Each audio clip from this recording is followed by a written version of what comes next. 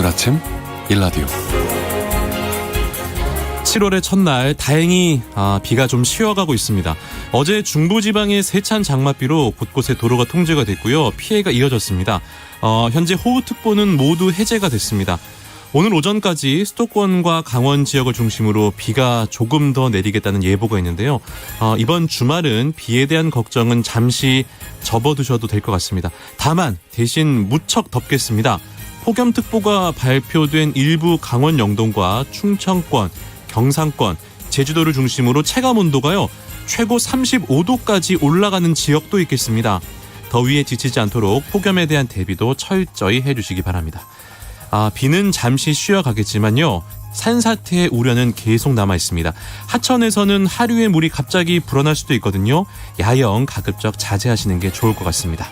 시원한 숲길을 생각하면 폭염도 잠시 잊을 수 있을 것 같은데요. 잠시 후 숲으로 가는 길에서 함께 떠나보도록 하겠습니다. 벌써 7월이네요. 7월 1일 금요일 오늘 아침 일라디오 출발합니다. 안녕하세요. 저는 아나운서 강승화입니다.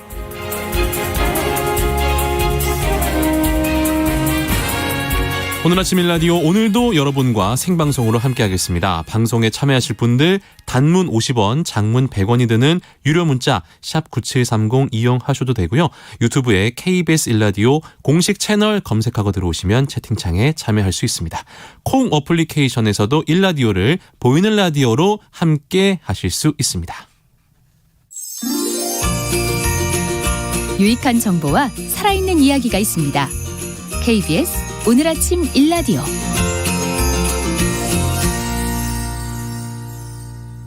중고등학교에서 지금쯤이죠. 기말고사 이제 학생들 준비 열심히 하고 있을 것 같습니다.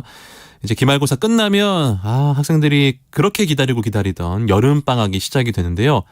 학생들이야 손꼽아 기다리는 여름방학인데 사실 이게 직업이 있는 부모들은 우리 아이들 점심 한 끼 어떻게 해결해 줘야 되나 이런 걱정이 시작되는 때가 아닌가라는 생각이 드네요. 친구들과 함께 먹는 따뜻한 밥 한 끼, 학교 급식.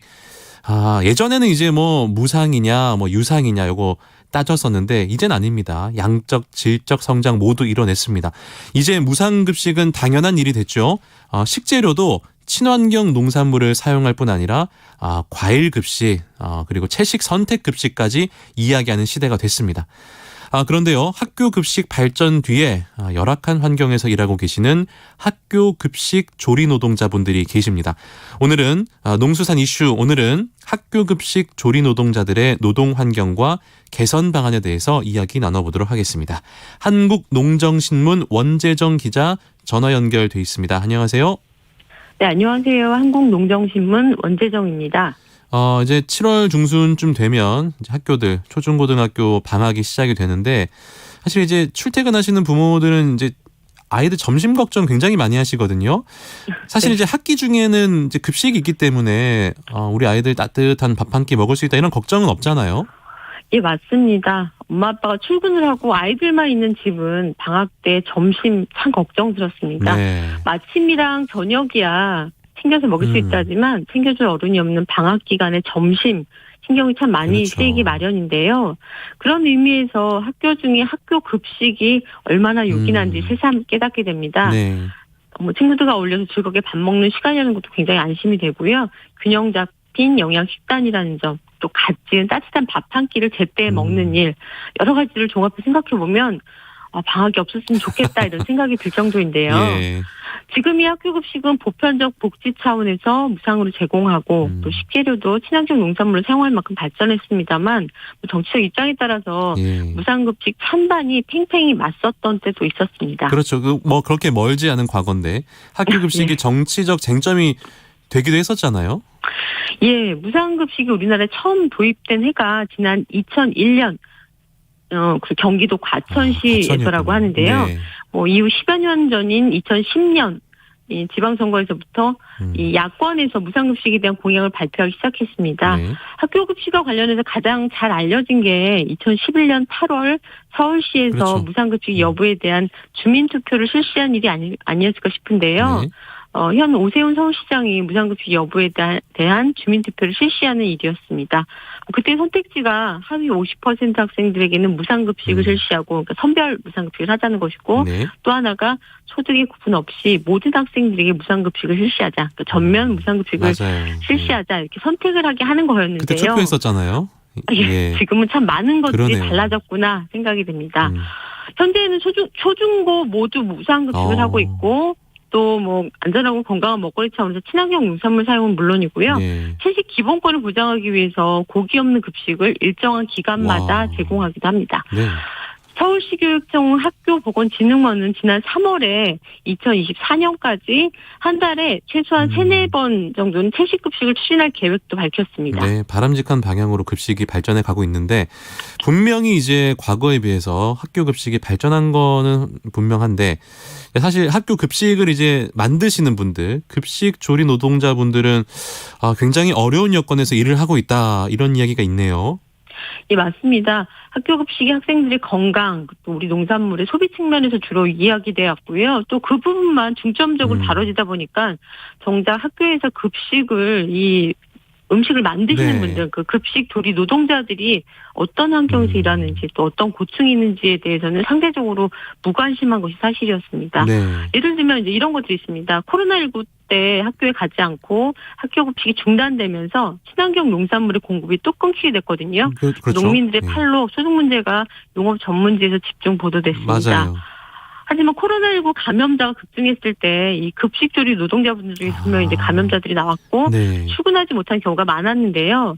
인력 지원이 없이 나머지 분들이 그 많은 학생들의 아이고. 급식을 준비해 온 아이고, 문제점은 아이고. 뭐 언론에서 다루지 않았습니다. 그렇군요. 이런 문제가 불거진 계기 중에 하나가 지난해 농림축산식품부가 초등학교의 과일 급식을 확대하겠다 이런 계획을 발표한 것이 있었습니다. 그 초등학생들의 과일 간식 확대.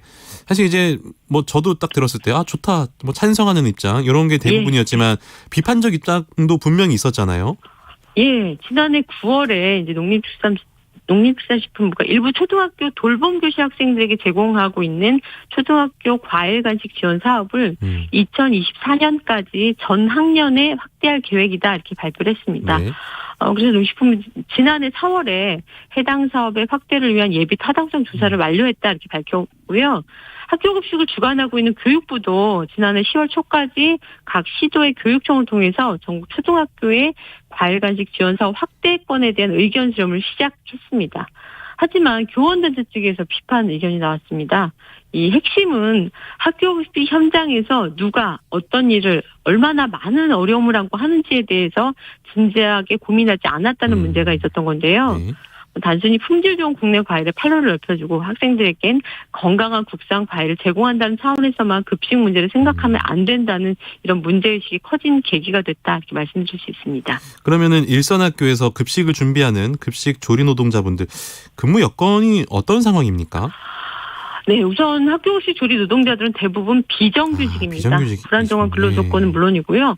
업무량도 상당한데요. 네. 학교 급식 조리 노동자들의 1인당 식수 인원, 그러니까 즉 한 명의 노동자가 식사 제공을 하는 인원이 평균 146명이라고 합니다. 146명. 이게 군대 같은 경우는 75명, 병원은 32명, 공공기관은 64명 이렇게 조사가 돼서 이렇게 비교해보면 월등히 높은 숫자고요. 네. 또 여타 기관에 비해서 식수 인원이 이렇게 2-3배로 높다는 것은 노동 강도 자체가 2-3배 높다는 뜻이기도 합니다.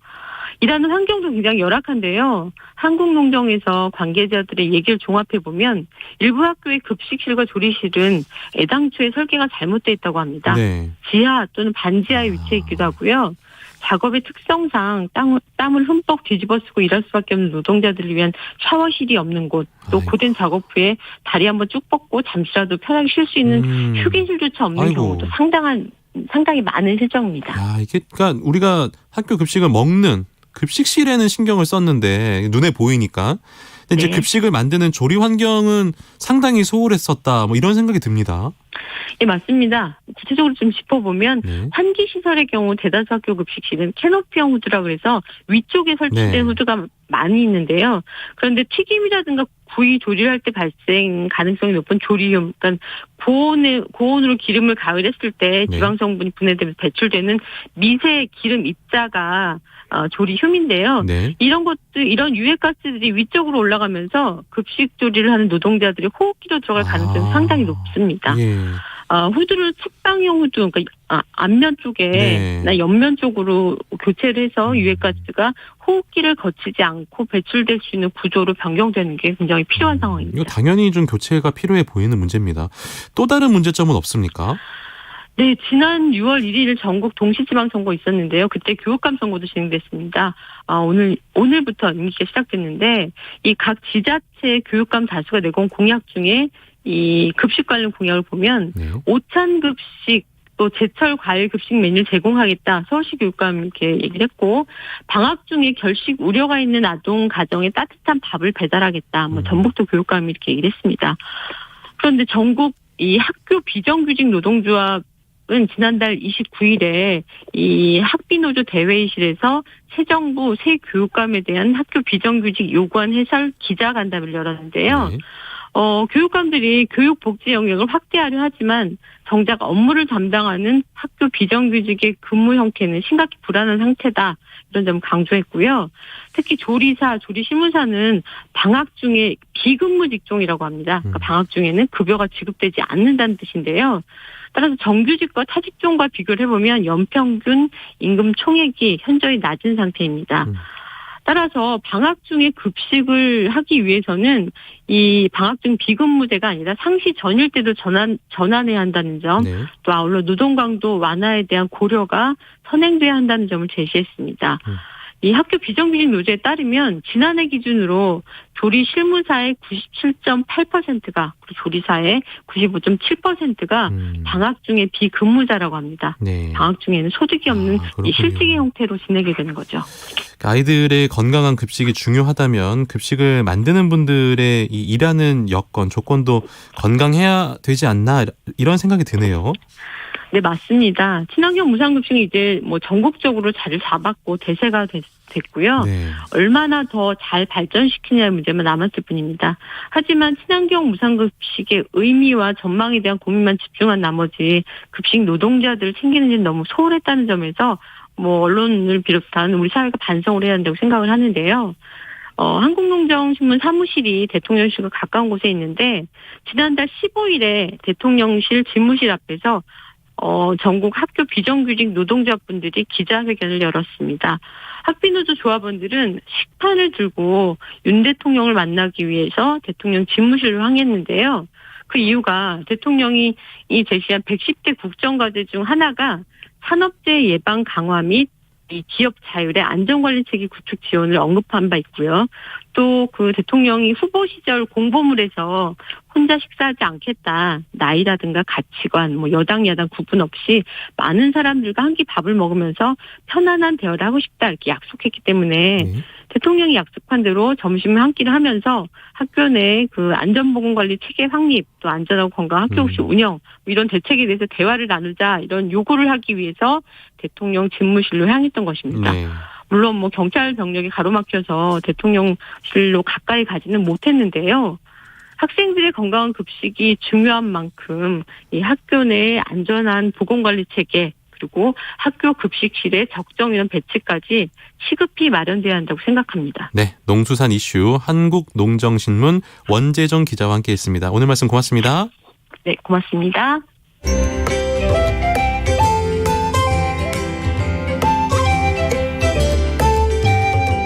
상쾌한 하루의 시작. KBS 오늘 아침 1라디오.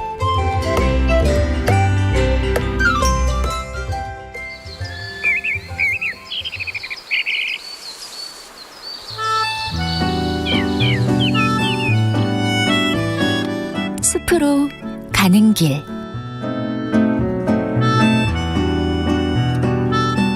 숲으로 가는 길로 이어가겠습니다. 오늘도 숲의 설가 김서정 작가와 함께합니다. 안녕하세요. 네, 안녕하세요. 예, 오늘은 어느 숲으로 가볼까요? 네, 경남 거제시 남부면 거리입니다. 거제에 간 본래 목적은 그 본격적인 여름이 시작되는 시점에 남부지방에서는 어떤 식물들이 꽃을 피우고 있을까 궁금해서 길을 나섰는데요. 이 가는 길에 검색을 해보니 식물원도 있었고 자연휴양림도 있었고 좋은 공원도 있었는데 네. 작년 한 언론 보도에 따르면 수국특별시 거제 남부면 형형색색 수국 만개라는 기사가 오. 눈에 들어왔습니다. 네. 생각해보니 수국 이야기를 나누지 않았던 것 같아서 장마를 슬기롭게 극복하고자 수국을 소개해드리려고 합니다. 뭐 수국은 저도 좋아하는데, 근데 좀 의아하네요. 장마를 슬기롭게 극복하기 위해서 수국을 소개해 주신다. 이게 무슨 의미입니까? 네, 그 수국 이름을 풀어보면요, 네. 물 숫자의 국화국인데요. 네. 그러니까 수국은 물을 좋아하는 국화 모양의 꽃이라는 뜻이 됩니다. 그래서 수국이 피기 시작하면 장마가 시작된다거나 장마가 시작되면 수국이 피어나기 시작한다고 하는데요. 네. 꽃 전체가 수북하게 피어 탐스럽기도 하고요. 또 한 곳에서 다양한 꽃 빛깔을 보여주고 있어 이 단조롭고 지루한 장마가 주는 답답증을 해소하기에 아주 적합한 식물 같습니다. 그 장마철에 이게 습하기 때문에 스트레스가 좀 많을 수 있잖아요. 네네. 가까운 곳에 수국이 있다면 한번 찾아가서 기분 전환하시는 것도 좋을 것 같습니다. 근데 작가님께서 가신 곳이 거제시 남부면 거리라고 하셨는데, 그러면 이렇게 거리에 수국이 쫙 펼쳐져 있는 겁니까?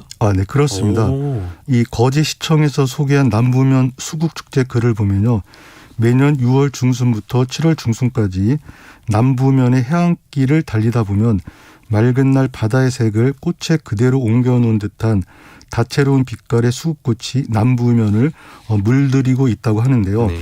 이곳의 수국은 20년 동안 갖고 왔다고 합니다. 특히 저구항 수국 동산은 길이 700여 미터로 찻길이 아니라 사람이 걸어 다닐 수 있도록 조성을 해놓았고요. 네. 이곳에서는 2018년부터 수국 축제가 열리고 있다는데요. 저구항의 수국을 제대로 만끽하시려면 네. 7월이 좋다고 합니다. 7월이 좋다고요? 네. 오늘이 7월인데요? 네.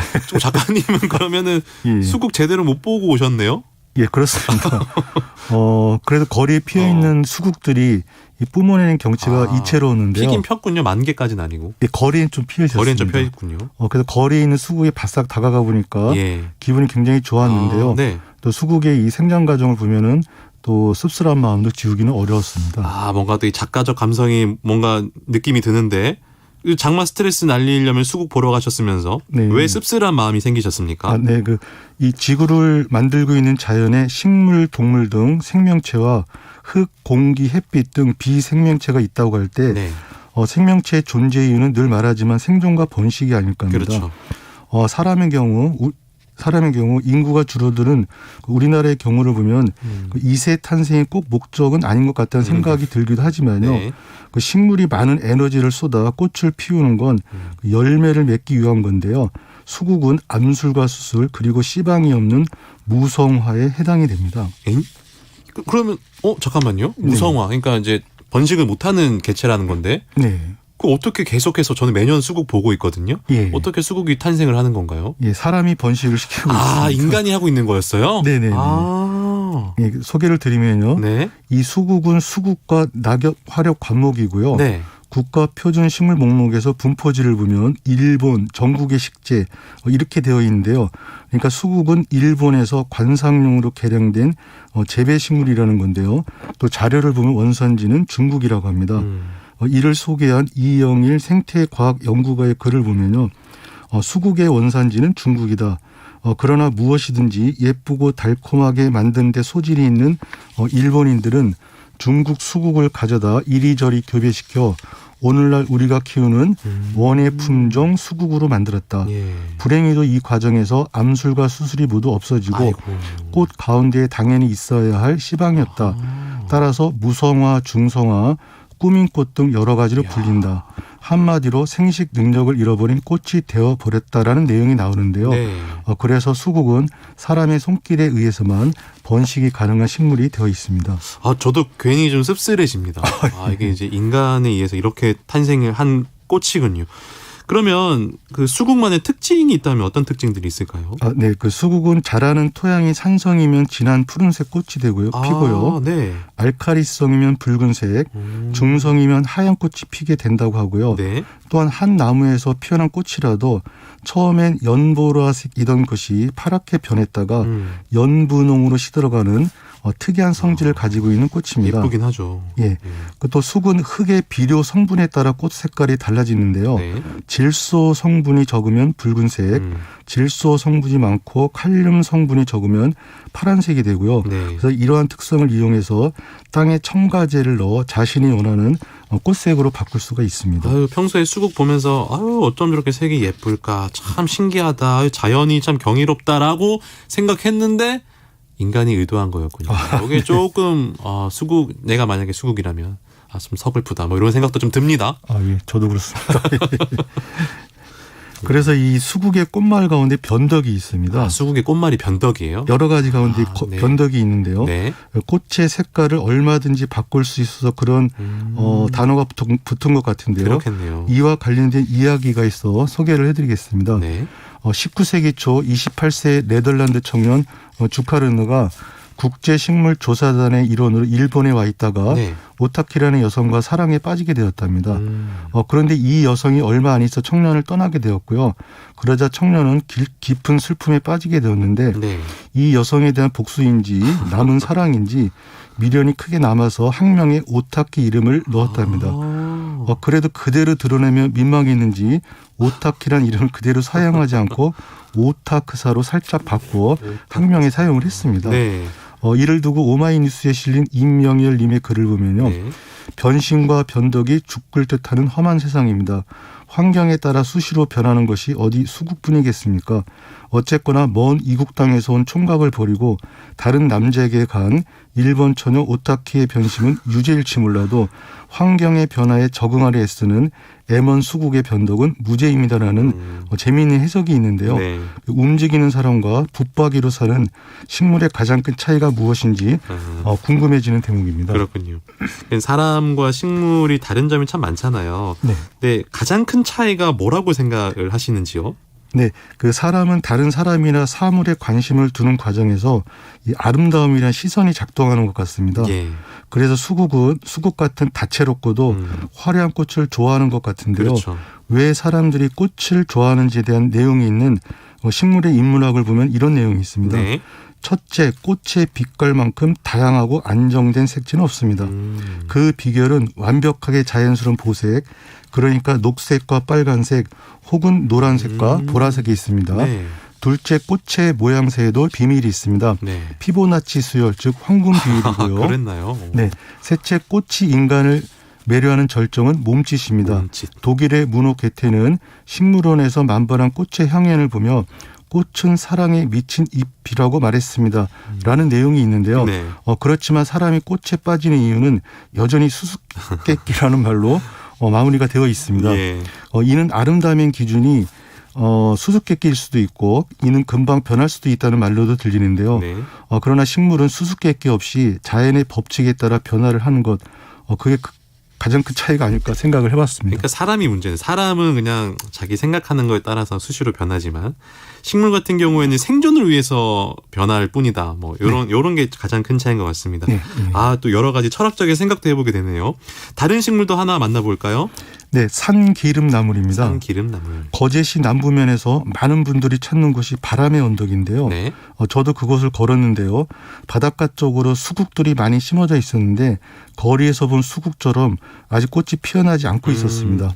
이 벼랑 끝에서 수국꽃이 피어 있으면 그 모습도 아름다웠을 것 같은데요. 그래도 곧 피어날 거라고 여기면서도 이 주변을 살펴보았는데 작고 하얀 꽃들이 피어있는 식물이 있어 고개를 숙이고 본 뒤 나중에 자료를 찾아보니 산기름 나물인 것 같았습니다. 산기름 나물인 것 같다.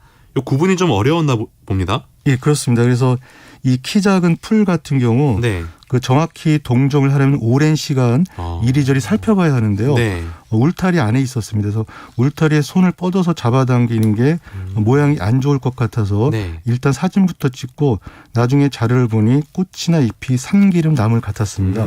이 산기름 나물은 산형과 여러 해살이 풀인데요. 네. 기본이 되는 기름나물과 비교해서 산기름 나물이라는 이름이 붙었습니다. 이름만 딱 들으면요, 왠지 제가 집에 가서 이렇게 쫙 손으로 짜게 되면 기름이 뚝뚝 떨어질 것 같은데 기름과 관련 있는 나무 종류입니까? 예, 관련이 있습니다. 아, 그래요? 오. 그래서 이 기름나물은 씨앗에서 씨앗에서 기름을 채취할 수 있어 기름나물이라고 아하. 했다고도 하고요. 네. 또 잎 뒷면이 기름을 바른 듯 반들반들해서 기름나물이라고도 했다는데요.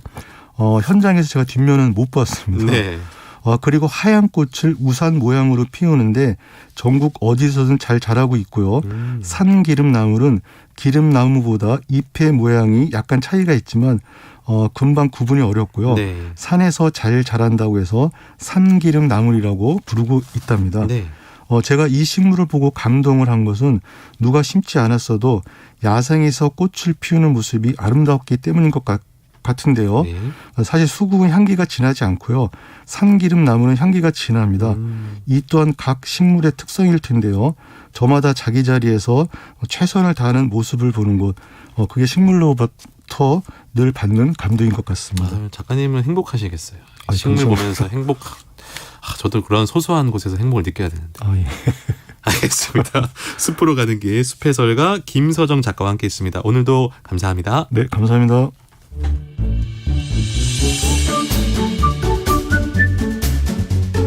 아침을 여는 기분 좋은 습관.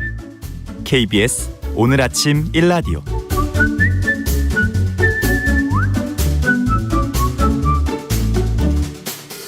날씨 알려드리겠습니다. 장마전선이 북한 쪽으로 이동하면서 장맛비가 소강 상태에 들었습니다. 전국에 가끔 구름이 많겠고요. 대신 주말까지는 무더위가 기승을 부리겠습니다. 강원 남부와 충청 이남 지역에는 폭염특보가 내려진 상태인데요. 오늘 서울의 한낮 기온 31도, 강릉 34도, 대전과 광주는 33도까지 오르겠습니다. 경북 중남부와 대구에는 폭염경보가 내려졌는데요. 대구 오늘 무려 35도까지 치솟겠습니다. 온열 질환 등 건강관리에 조금 더 신경을 쓰셔야 될 것 같습니다. 경기 북부와 강원 북부 내륙, 제주도 산지에는 오전까지 5mm 미만의 비가 내리겠습니다. 늦은 오후부터 저녁 사이엔 전국 곳곳에 돌풍과 함께 소나기가 내리는 곳도 있겠습니다. 예상되는 강수량은 경기 남동부와 강원 남부, 충청과 영남에 5에서 40mm, 많은 곳에는 60mm 이상입니다. 다음 주에 다시 전국에 강한 장맛비가 내릴 것으로 보입니다. 오늘 아침 일라디오 함께하고 계신 지금 시각 6시 43분입니다. 전국적으로 무더위가 계속되고 있습니다. 폭염은 열사병, 열경련 등의 온열 질환을 유발할 수 있으며 심하면 사망에 이르게 됩니다. 폭염이 이어지면 외출을 자제하고 최대한 실내에 머무르며 물이나 이온 음료를 자주 마셔야 합니다. 현기증, 메스꺼움 등 열사병 초기 증상이 있을 땐 시원한 장소로 이동해 차가운 음료를 천천히 마시고 노출된 피부에 물을 뿌려 가능한 빨리 몸을 식혀야 합니다. 건설 현장에서는 기온이 최고에 달하는 한낮엔 되도록 실내외 작업을 중지하고 휴식을 취해야 합니다. 특히 창문이 닫힌 차 안에 노약자와 어린이를 홀로 남겨둬선 안 됩니다. 부득이 외출을 할 때는 헐렁한 옷차림에 책 넓은 모자와 양산 그리고 물을 준비합니다. 폭염 피해 예방, 재난방송 주간방송사 KBS 라디오가 함께합니다.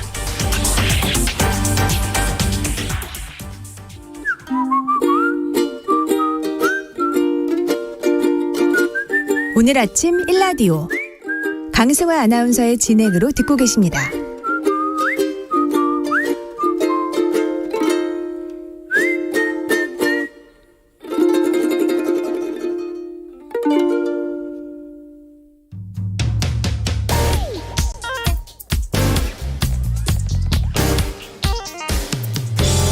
오늘 아침 뉴스 브리핑. 뉴스 브리핑 오늘도 정상근 기자와 함께합니다. 안녕하세요. 네, 안녕하십니까. 어제 중부지방에 비가 많이 내렸습니다. 이 폭우 때문에 큰 피해가 발생했다고요? 네, 그제부터 중부지방에 100에서 300mm 정도의 폭우가 쏟아지면서 이 침수와 고립사고 등의 피해가 속출했습니다. 네. 이 도심 도로 곳곳이 전면 통제돼서 출근길 교통 정체가 빚어졌었고 또 빗길 사고도 잇따랐는데요. 특히 도로교통공단은 빗길 교통사고 치사율이 맑은 날에 비해서 1.4배 높다면서 운전자들에게 주의를 당부하기도 했습니다. 인명피해도 발생했는데요. 어제 오전 8시 40분쯤 이 충남 공주시의 한 단독주택에서 지붕이 무너지는 사고가 발생해서 네. 90대 여성이 숨지는 사고가 발생했습니다. 그리고 경기도 용인시 아파트 신축 공사장 현장에서는 60대 노동자가 폭우로 생긴 물 웅덩이에 빠져 숨지는 일도 있었습니다. 이 충남 서산시에서는 저지대 침수주택 등 8곳에 갇힌 주민 21명이 구조된 일이 있었고요. 또 그 외에 충남과 경기, 서울의 주택 60채, 또 충남의 상가 22곳이 침수되기도 했습니다. 수원에서는 1호선 세류역 지하 통로가 침수되면서 이 시민들이 신발을 벗고 승강장으로 향한 일도 있었고요. 네. 또 관선구 중고차 매매단지에서는 차량 100대가 침수가 되기도 했었습니다. 북한에서 임진강 환강댐을 통보 없이 발표해서 우리 정부가 유감을 표명했군요. 네, 북한이 임진강 하천 수위에 바로 영향을 미치는 환강댐의 수문을 우리 정부에 통보 없이 열었던 것으로 확인됐습니다. 네. 이에 통일부는 북한이 최근 환강댐 수문을 개방했을 가능성이 높다고 판단한다라면서 아무런 사전 통지를 하지 않은 것에 대해 유감스럽게 생각한다라고 밝혔습니다. 그런데 이 북한의 환강댐 수문 개방이 이미 며칠 된 것으로 전해졌습니다. 군사분계선과 가장 인접한 임진강 필승교가 이 범람 위기에 처했던 것이 사흘 전이었는데요. 통일부가 북한의 유감을 표명한 시점은 이미 필승교의 수위가 다시 당시의 절반 정도로 줄었을 때였습니다. 사흘 전 권영세 통일부 장관이 급히 군남댐을 찾아서 이 북한이 환강댐을 방류할 경우 미리 알려달라 이렇게 요청을 했었는데 그때는 이미 이 북한이 환강댐 물을 방류하기 시작했을 때다라는 겁니다. 네. 홍수 피해가 우려되는 시점에는 침묵하다가 수위가 낮아지고 나서야 대응에 나선 그런 결과가 된 상황입니다. 남부지방은 폭염이 기승을 부렸습니다. 네, 이 비가 내리지 않은 남부지방은 무척 더웠습니다. 특히 제주시의 경우 6월 들어 지난 29일까지 하루 최고 기온이 33도 이상인 폭염 일수가 무려 5일이나 됐는데요. 네. 제주도에서 기상 관측을 시작한 이래 6월을 기준으로 가장 많은 폭염 일자가 나왔습니다. 해가 져도 더위가 좀처럼 식지 않아서 그 25도를 넘는 열대야도 5일 연속으로 이어졌던 상황이었습니다. 네. 오늘은 오후부터 이 폭염이 전국 각지에서 나타날 것으로 보입니다. 강원도, 충청, 제주 등 남부지방에서는 이 낮 체감 온도가 33도 이상이 될 것으로 보이고요. 경북 일부 지역은 체감 온도가 35도 이상으로 치솟아 매우 무더울 전망입니다. 서울도 오늘 낮 기온이 31도, 인천도 29도로 더울 것으로 예상이 되고 있습니다. 윤석열 대통령이 나토 정상회의에서 연설을 했습니다. 네, 윤석열 대통령은 스페인 현지 시간으로 29일 이 나토 동맹국 파트너국 정상회의에서 연설을 했습니다. 이 자리에서 윤석열 대통령은 북한을 비핵화의 길로 끌어내기 위해서는 무모한 핵미사일 개발 의지보다 국제사회의 비핵화 의지가 더 강하다는 것을 분명하게 보여줘야 한다라고 말했습니다. 그러면서 이 나토 동맹국들과 파트너국 지도자들의 지속적인 협력과 지지를 당부했다라고 하는데요. 연설은 3, 4분간 이어졌습니다. 한편 나토는 이번 회의를 통해 중국의 명시적인 야망과 강압적인 정책은 우리의 이익, 안보 가치에 도전한다라는 문구를 새로 넣었습니다. 사실상 중국을 적성국으로 규정했다 이런 평가가 나오고 있고요. 또 러시아는 가장 크고 직접적인 위협이라면서 사실상 주적으로 지목을 했습니다. 윤석열 대통령은 국제사회는 단일 국가로서는 해결할 수 없는 복합적인 안보 위협에 직면해 있다라며 이에 호응했습니다. 국회의장단 단독 선출을 강행하려던 민주당 숨고르기에 들어간 모양입니다. 네, 민주당이 후반기 국회의장 선출을 위한 본회의를 7월 4일 오후 2시에 열기로 했습니다.